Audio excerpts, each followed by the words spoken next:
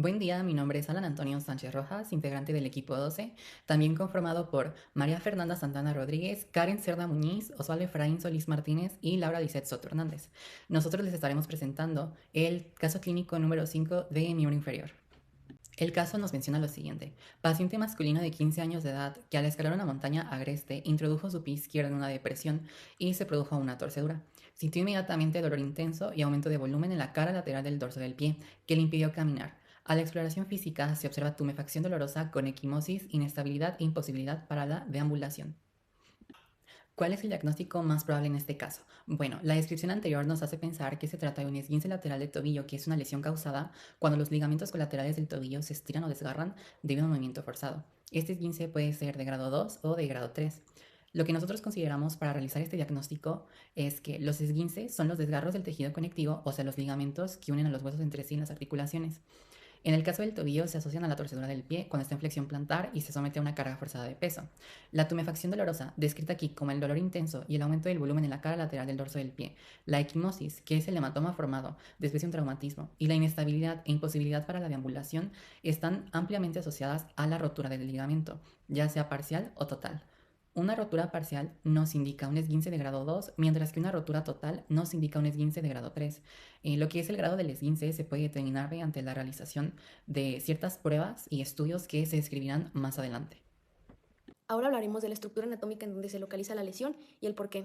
La lesión se localiza en el ligamento colateral lateral del tobillo, que está compuesto por 3 ligamentos. El primero es el ligamento talofibular anterior, el segundo el ligamento talofibular posterior y el tercero el ligamento calcaneofibular. De este complejo, el ligamento talofibular anterior es el más vulnerable y se desgarra parcial o totalmente con mayor frecuencia. Ahora pasemos al porqué de la lesión. En un esguince grado 2 hay rotura parcial del ligamento, quiere decir entre un 50 a 40% de sus fibras. Se afecta principalmente el ligamento talofibular anterior, por su localización anterior al maleolo lateral y porque es el primero en tensarse en el mecanismo de inversión. El ligamento calcaneofibular puede lesionarse parcialmente, contribuyendo a la inestabilidad moderada. Ahora, en un esguince grado 3, existe rotura completa del complejo, es decir, el ligamento talofibular anterior, el talofibular posterior y el calcaneofibular. Esto ocurre porque la inversión forzada supera la resistencia de los 3 ligamentos, generando dolor intenso, inestabilidad franca y equimosis más difusa. Ahora veremos cuáles son los signos específicos que intencionalmente buscaría y cuáles maniobras ejecutaría. Los signos específicos son dolor localizado en la cara lateral del tobillo, tumefacción y equimosis lateral, inestabilidad articular al caminar o intentar apoyar, hinchazón, imposibilidad de la deambulación inmediata tras la lesión, además de sensibilidad a la palpación sobre el trayecto del ligamento talofibular anterior y el ligamento calcaneofibular. Las maniobras son 3. La primera es una prueba del cajón anterior, que es con el pie en posición neutra, la rodilla en flexión de 90 grados, se tracciona con una mano desde la parte posterior del calcáneo en sentido postero anterior, mientras que con la otra mano se mantiene fija la tibia en su tercio distal. Buscamos laxitud comparando la misma maniobra exploratoria, pero en el tobillo sano. La percepción de que el recorrido realizado por el tobillo enfermo es mayor sugiere la existencia de laxitud articular, lesión capsular y del ligamento talofibular anterior. La segunda es una prueba de la inversión forzada. Con el pie en flexión de 10 a 20 grados y la rodilla en flexión de 90 grados, realizaremos muy lentamente la inversión del tobillo, sujetando el medio pie por la región plantar y fijando el tercio distal de la tibia. Observaremos la existencia o no de tope al movimiento y la posible aparición de un surco bajo el talo, como si la piel quedase succionada por la región infraperonea.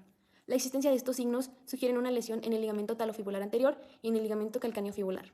Y por último, la tercera maniobra es el squeeze test o prueba de la presión. Se realiza presionando en el tercio medio de la pierna, la tibia y el peroné, lo cual provoca dolor distal a nivel de la sindesmosis, sugiriendo también una posible lesión de la misma. La irrigación de la articulación talocrural procede de las ramas maleolares de las arterias tibial posterior y anterior y la arteria fibular. La inervación deriva de los nervios safeno, tibial, sural y fibular superficial y profundo, que son ramas provenientes del nervio fibular común.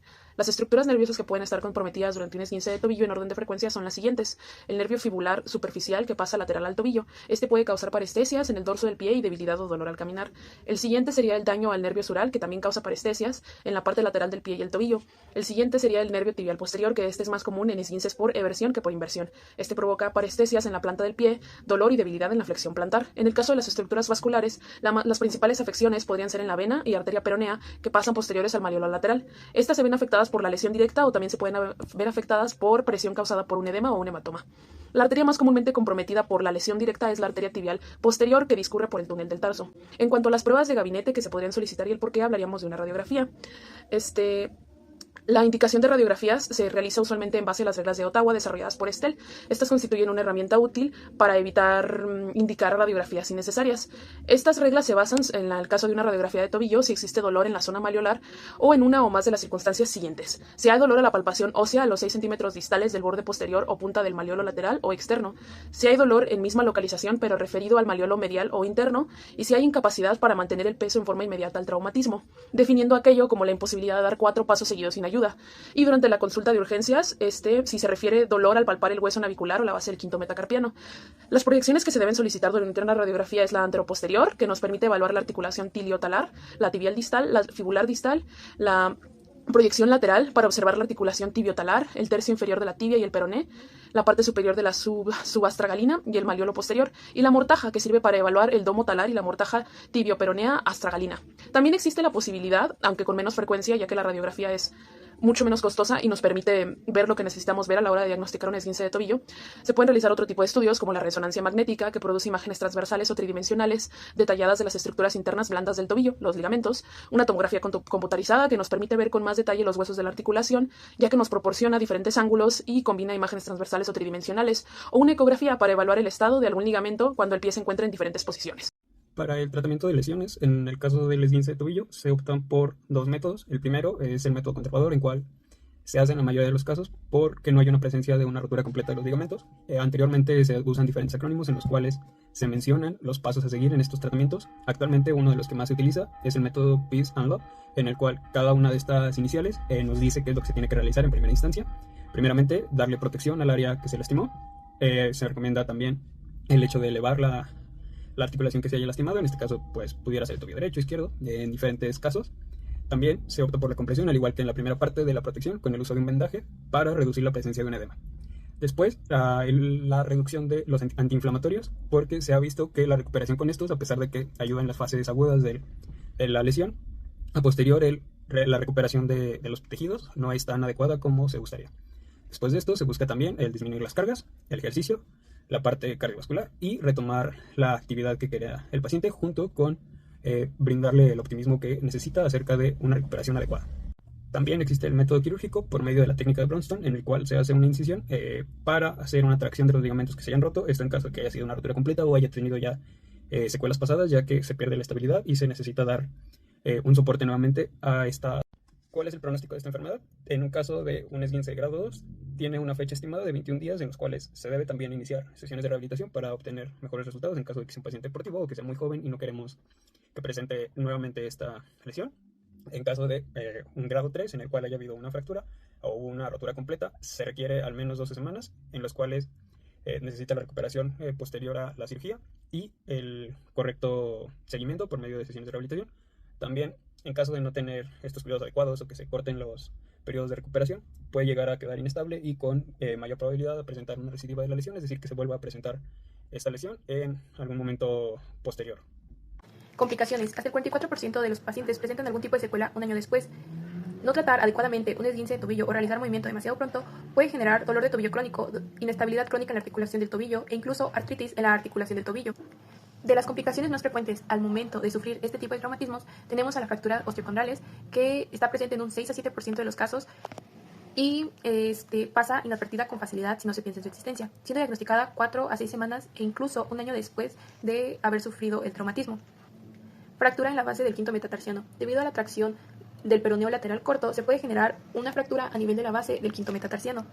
Y por último, fractura del ostrigonum, que es un hueso sesamoideo que se ubica en la parte posterior del astrágalo y que está presente en el 14% de la población, siendo relativamente frecuente en pacientes con historia de esguince previa.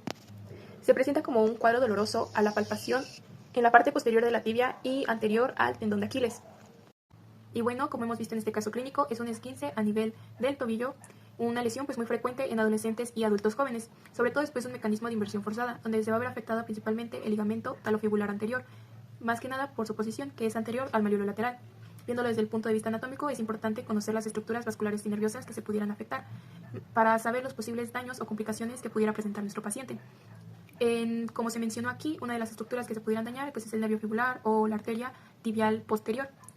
y pues nunca subestimar un esguince de tobillo y tener un tratamiento adecuado para evitar repercusiones a largo plazo y que el paciente pueda regresar pronto a realizar sus actividades cotidianas o deportivas.